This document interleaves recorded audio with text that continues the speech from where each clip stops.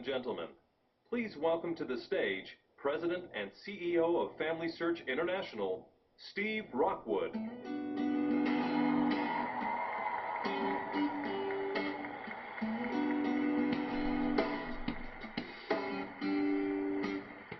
Wow. Wow. Welcome to RootsTech 2018. Here we are again. We are so excited and humbled that you're here. That video, that portrays the strong emotions and profound nature of what we all do. The emotions of joy, love, and purpose inherent with family history are universal. While the sciences and technology are great enablers, it is the powerful human emotions that make this all so engaging. There's never been a better time to be involved with family history. We see innovators that have this very rare combination: brilliant minds and sensitive hearts. They have the brilliant minds that can harness all the complexities, especially of the sciences involved, and the sensitive hearts that can invoke the emotions you and I just saw. Take DNA as an example. The science and technology are mind-boggling, but people are engaging by the millions because they want to feel what it's like to connect and belong. How can all of we help these emotions of the heart spread in our families, in our community, and in society as a whole? Because our society needs it. We do so by making connections. And RootsTech is here to help you do exactly that, to connect. We want you to connect to your family, and we want you to connect to each other. Why? Because we've learned when we connect and belong to each other, we treat each other differently. Can you imagine how we would all treat each other if every group we belong to, large or small, first found out how we were connected? Imagine if every neighbor compared DNA results with each other or found a common ancestor. Imagine if every class in school, work group, or congregation first found out the family connections they had with each other. What if before every political race or sporting event, the opponents first found out how they were related before the opening debate, before the kickoff, tip-off, or face-off? You might have noticed how family history had a common heritage had a pretty big effect on the Winter Olympics just these past couple of weeks. That was incredible. And why? Because when we connect and belong to each other, we treat each other differently. We learned that there's a common simple cycle that can occur when people start to connect. It often starts with discovery. When we discover a connection to our family or to our heritage, we feel something. And that spirit of discovery often motivates us then to go on the next step and gather and preserve the memories of our family. Doing so ensures that connecting and belonging then can take place, not just now, but for generations to come. This cycle of discover, gather, connect is packed full of emotion. And it's an ongoing cycle that's very, very fun, but also profound. This is discovery. They just discovered something about their family that connected and invoked emotion. This is discovery. She just discovered a photo that connected and invoked an emotion. This is discovery. This was last year. He had discovered a record that connected and invoked emotion. You're going to see a lot of that this week. We have all felt the emotions of discovery. We felt it when we got our first DNA results, when we discovered a family story, when we got a new hint in our tree, or when a family member who was lost is now found. Just this morning, I had a very, very sweet, tender discovery experience all by myself when I ate a dab of peanut butter with my cereal. Every time I do that, I'm reminded of my son's grandpa Bob, who taught me the secret of adding a bit of peanut butter magic to cereal. We know discovery when we see it. We know discovery when we feel it. It always involves a smile and at times tears of joy. Research, which thankfully for many of you brings fire in your belly, actually turns the stomachs of most people. But discovery touches the hearts of everyone. It can even give us the power to turn the hearts of our family together and heal that which needs healing. This is so much more than finding a name. It's about changing and healing hearts of our family and of our friends.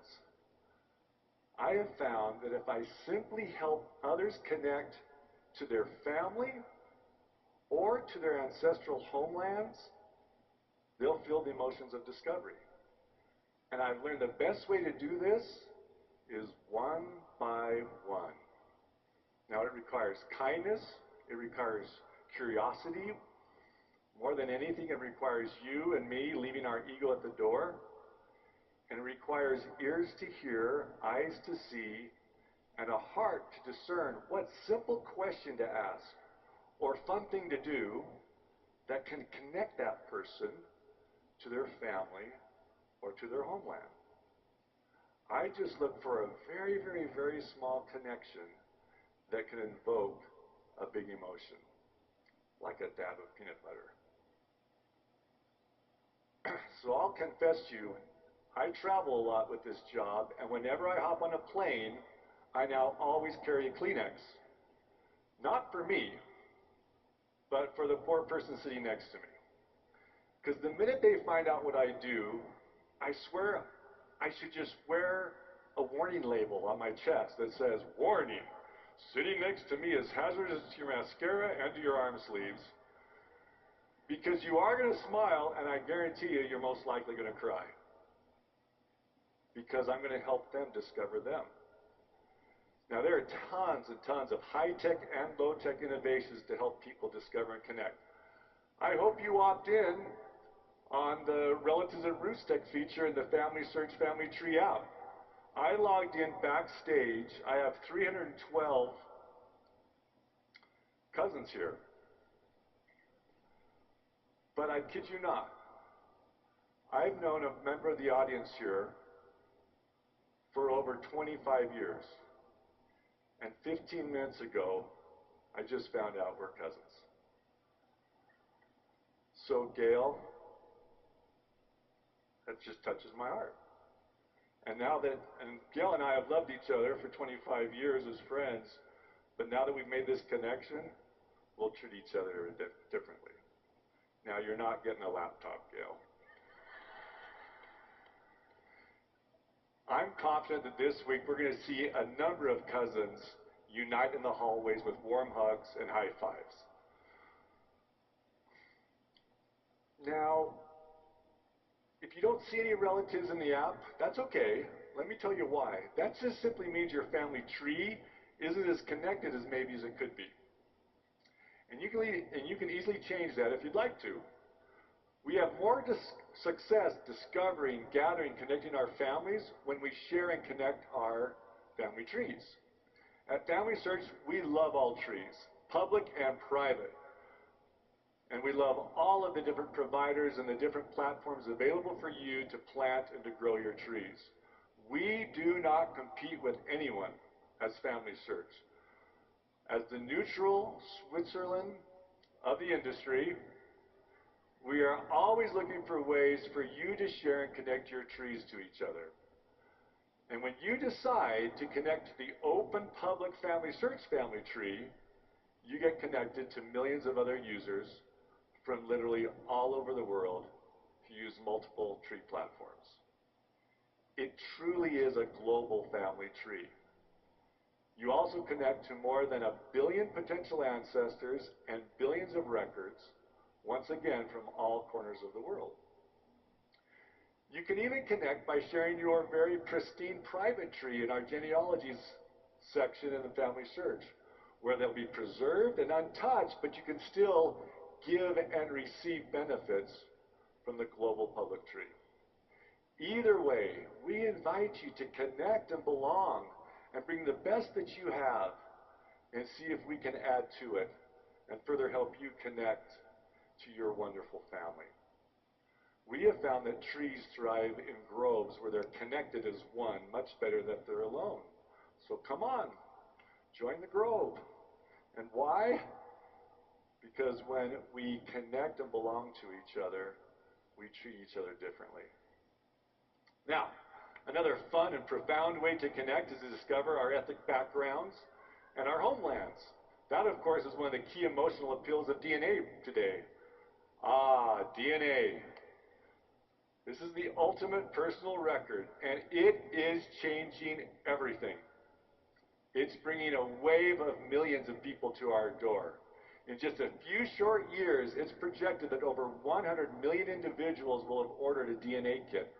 100 million new customers, new potential cousins, bringing new revenue, new investors, new innovators, and new opportunities for everyone.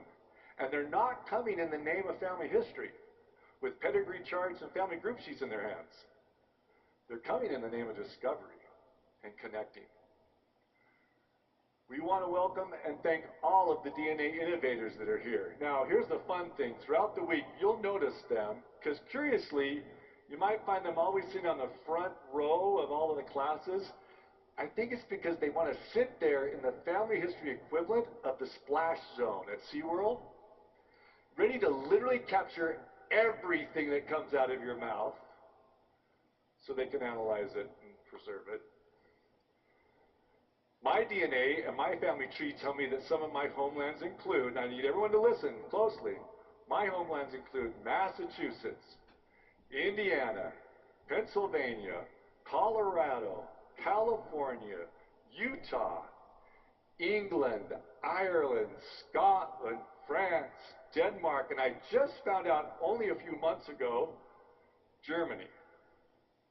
Now, be loud and proud. How many of you share one of those homelands with me?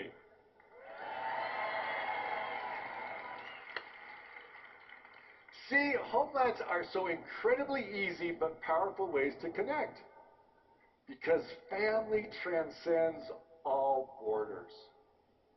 It even transcends politics. It transcends mortality.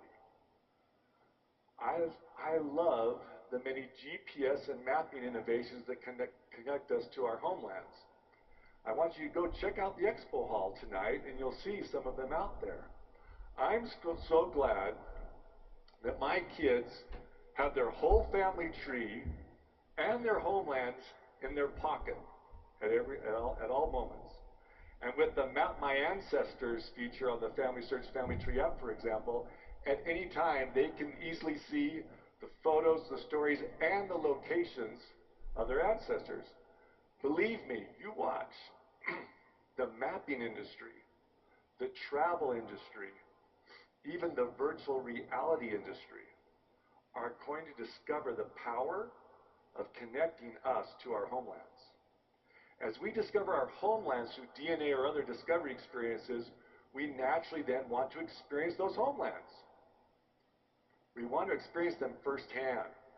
We can do that online, we can do that in virtual reality, and we can definitely do it in person.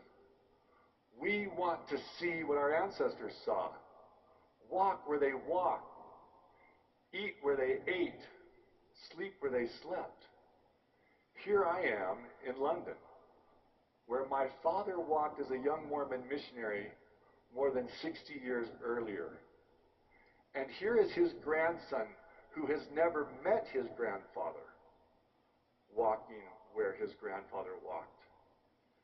Can you imagine the new opportunities awaiting innovative local genealogy societies and family history centers who decide to accommodate those who want to come and discover and connect to their homelands? Who knows what they want to discover better than you, the locals? They'll come to have fun. They'll come in person, they'll come online, and you can make that visit profound if you so desire. They're coming. Are you ready? With Google Maps, you can already tour the streets of the towns of your ancestors from the comfort of your own home. But imagine this. What will it be like when you enter a virtual world and you now are walking down the street as it appeared back in 1880? And you see the apartment building that's populated, by the way, with all of the residents that lived there in 1880, reconstituted by the information found in census and other records. You now walk and knock on the door of your ancestors' apartment. They answer the door and you see them based on photos and descriptions of their appearance. You sit down with your ancestor and you hear them relate to you their story of when they first migrated to this country. That can happen. Wouldn't that be fun? And that'd be incredibly profound. Today, any trip can be personalized and enhanced with the strong emotions of family history. On a recent visit to Boston, a business trip, my friends and American ancestors connected me to the first Rockwoods who came to America and settled in Boston over 300 years ago. They made a routine business trip literally a life-changing experience for me. And now I am friends for life with American ancestors. And now what do I want to do? I want to take my whole family to Boston, which, by the way, family, we're going to Boston. I want to take my whole family to Boston so they can see that homeland. Why? Because when we connect and belong to each other, we treat each other differently. That trip also, along with another business trip to Philadelphia, set the stage for me and my family this year's Super Bowl. I learned that the Rockwoods first settled in Boston in the 1600s, and on the other side of my family, the Chandlers settled Philadelphia in the 1700s. So for us, this was a total no-lose game. So we made super nachos with Philly cheesesteak on one side of the nachos and New England crab on the other. When you help others discover, gather, and connect, you change. You go from being a here I am person with a bunch of theme music and your big face on the screen to there you are person. I love family history because it's packed full of there you are people, feeling a there you are industry. In this industry, you are the customer and you are the product. Now think of that. Every other industry says, yeah, they revolve around the customer. But what that means is they have a product they want you, the customer, to buy. They want you to buy their food, their jeans, their cars, their insurance. But in family history, you're the product. Think of it. Those who are thriving in family history today are those who are centered on you, not themselves. They want you to discover your story, discovering your family. The focus on you means family history gets very personal very, very quickly. Therefore, discovery experiences are best had one by one with you. That is why you received a hint on your tree one by one. Your DNA results are sent to you one by one. The best help you can ever receive is given to you one by one. I'm convinced the best way for us to accelerate or hasten the spread of the emotions of this great effort is to take the time to focus on the one by one. So, as you all know, family history is not a spectator sport. You've sat there for 15 minutes, so let's do some connecting now, shall we? So, why not I want you to do this. Turn to your neighbor, maybe someone you already know, better yet, someone you don't. Introduce yourself, but then I want you to be a, there you are person. Make it all about them. Help them discover themselves. Help your neighbor connect to either their family or to their homeland. Use high-tech methods like DNA or the apps, or use some good old-fashioned low-tech questions like, how did your parents choose your name? Where does your last name come from? Where are your homelands? What are your sweetest memories of your family? But remember, it's all about them. It's not about you. Help them connect, and then we'll switch, and they'll make sure it's all about you. Who knows? Maybe you'll even find a connection between the two of you.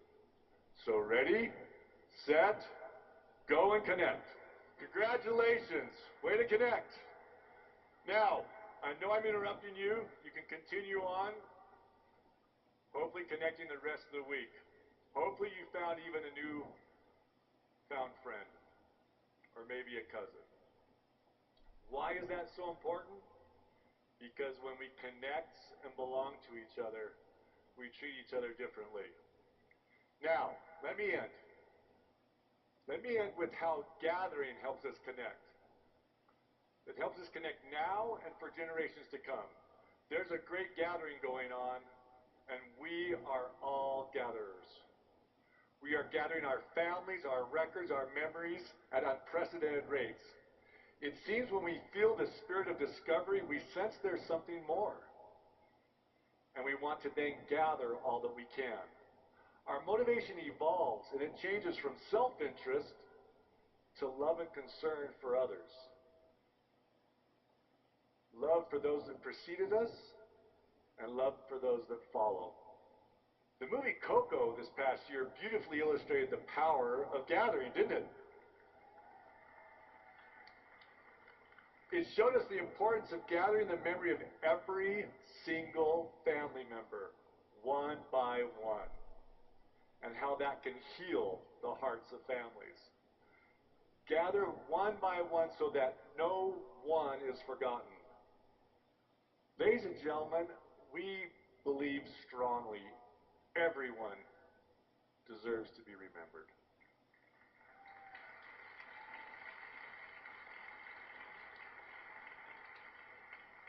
Every single one. And why? Because it matters. Because she matters. And she deserves to be remembered. Because he matters. And he deserves to be remembered. We all matter in this rich tapestry of the human family. A tapestry in which we are all connected and we all belong. Intertwined on earth today and connected through generations of time. Ladies and gentlemen, she matters. And she deserves to be remembered. In her face is a life story. A story of aspirations and dreams. Some realized, some not. A tale of highs and lows. Happiness and hardships. Endurance and resilience. They matter. But for them and for much of the world, too many will pass from this life with no more than a line or two to show that they even existed. It's estimated that almost a third of the world's population today is undocumented and not officially recorded. Why should one person be able to leave a legacy for his children and grandchildren to read and share while others disappear without a trace? Will he be remembered? Will her story be lost? Will he be remembered? Yes, he will. With all the innovations of the last 10 years and with the innovations yet to come, we truly are in the position to gather and unlock the records of mankind and connect them and create a true family tree of mankind. We are all connected, and we all belong to one great human family. There is a wave of opportunities right now to digitize and index records of mankind all over the world. Written records and oral histories are being accessed at an accelerated pace. However, the immediate opportunities far exceed the resources. Now let's look at DNA. The unlocking of DNA came as a result of the Human Genome Project. That was an intensive common effort that required unprecedented cooperation of the private and public sector to crack the genetic code of mankind. Now, to gather and connect the data locked in the written records of the world is going to require a very similar cooperative effort. It requires all of us in the private and public sector, for-profits and non-profits, to partner like never before. Each leveraging their own expertise and domain, but connecting and belonging for the common good. Cooperative efforts, along with incredible innovations in family trees, machine learning, artificial intelligence, and neural networks, will make this possible.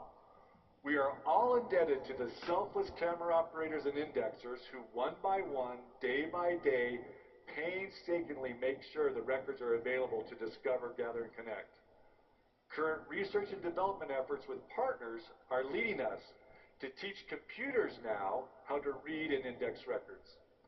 As the machines, coupled with the eyes and minds of indexers, accelerate the pace of making written records more searchable, then artificial intelligence can kick in and help reconstitute communities and families. The wonders of technology let you view what the computers have done and then deliver to you so you can discern for yourself how to best gather and connect your family. Imagine what we'll be able to do when the written records of mankind and the genetic records of mankind are unlocked, searchable, and connected. We must gather and connect these records before it's too late. Before it's too late for the record themselves, and before it's too late for the people recorded in those records. That is why we significantly increased our focus and limited resources on harvesting the oral histories of Africa and of the written records at risk of decay in other parts of the world. But as we do that, our question for you is, what are the records at risk within your own family? Who will be forgotten if you don't gather their memories now? My family will always be indebted to my son, Sean, who is a very busy college student, made the effort to interview his grandpa, Bob, who had just been diagnosed with cancer, was not going to survive. After Grandpa's funeral, Sean surprised all of us with a set of videos where he captured Grandpa's stories, love, and counsel. When asked what advice Grandpa had for his grandchildren, this was his response. Well, it'd be hard to capsulize it. And, it would be to stay true to faith and to love one another, to love the brethren, but to love, your parents and your siblings and your cousins, unreservedly, unconditionally. I think that is so important. Recognizing, that nobody's perfect.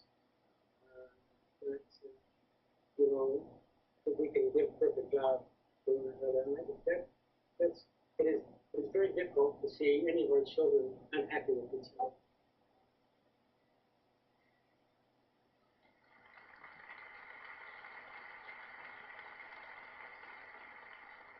I'm so glad Sean gathered and preserved that precious family record at risk. He did it for us. Now let's us as an industry do it for them, the children. They need to be connected and they need to belong. Let's do it for her. She has an innate desire to connect and belong to her family now, while she's young, pure, and tender. The knowledge of her heritage will arm her with power and protection, well before she's exposed to the distractions that await her. The trials and triumphs of her ancestors become hers, and can inoculate her with resiliency to better understand the epidemics of violence and addictions and pornography and loneliness that she'll be exposed to. She can know now that she's part of something bigger than herself. and that she is never alone. Ladies and gentlemen, we can do this. As the neutral entity in the industry, we at Family Search will continue to approach you as individuals and as organizations and invite you with very specific projects and opportunities to gather, preserve, and connect the records and family trees of mankind. The initiatives will range from very simple to pretty ambitious, from connecting grave sites around the world to reconnecting the vast Chinese family of man, from helping you with your own family's living memory to connecting the descendants of African slaves back to their village homelands. Why? Because it matters. And we do matter. Because when we connect and belong to each other, we treat each other differently. Thank you, everyone. Welcome to RootsTech.